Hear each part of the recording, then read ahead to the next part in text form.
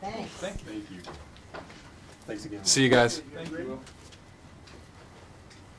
So, I'm going to tell you when there's like 2 minutes left. okay, and you'll kind of have to get, I'll go over here. yeah, in my line of vision. Thank you. I hate this whiplash thing. You I'm know, sure, and they all, yeah. that's where they always make the edit, is when you're going. They should just Speed. shock you with like a zapper or something, right?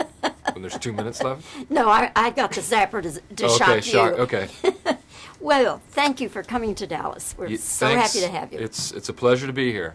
And we've got our Talladega Nights we got our background there. thing, and we got a beautiful poster behind you, and it looks very professional. We're good to go. Yeah, we good are. to go. You actually studied some sports journalism, didn't you? I did. I went to University of Southern California, and I was hoping to be a sports broadcaster, but I got sidetracked with this comedy thing, and you know, my dreams were shattered.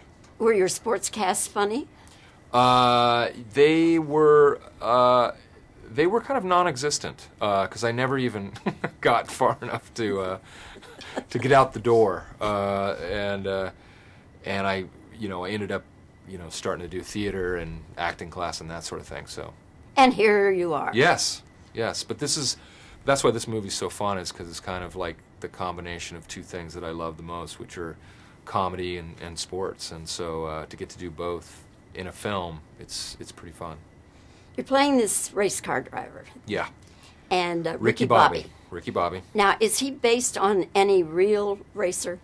He is not actually based on anyone, but he's kind of, I mean, from what I hear, he's a bit of a throwback to the days of Richard Petty and kind of some of the more outlandish guys who, before they had the points championship, who would, only wanted to finish, because Ricky's motto is, if you ain't first, you're last.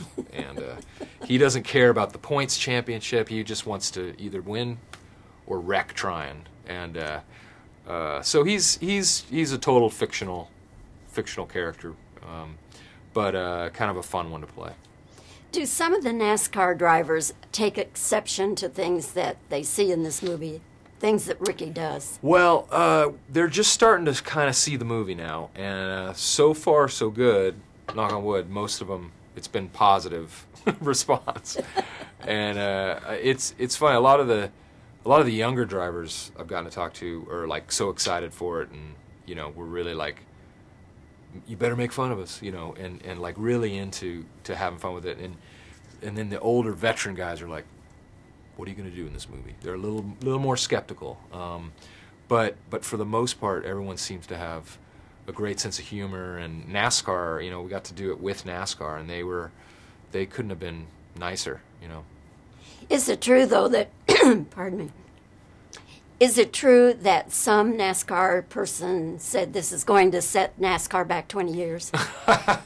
I think something was written like that in a hardcore racing magazine. But what we're kind of finding from a lot of the screenings is a lot of people are commenting that, oh, it was nice because it was funny, but you also didn't go too far with it and make too much fun, and yet you have fun with stuff at the same time. So we kind of found that right balance, and along with the fact that a lot of the racing guys that have seen it have said that the racing footage itself looks really realistic and is some of the best footage they've seen. So, which was a goal of ours. We wanted to treat that part of the sport with respect and then have fun with the other parts.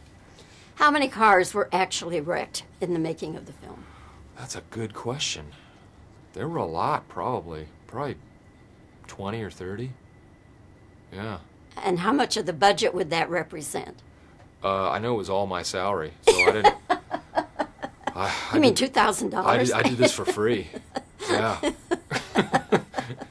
That was your lunch money. That was my lunch. Yeah. But I think we wrecked a fair amount of cars. Did any person get wrecked? No, not that I know of. Yeah, I mean we.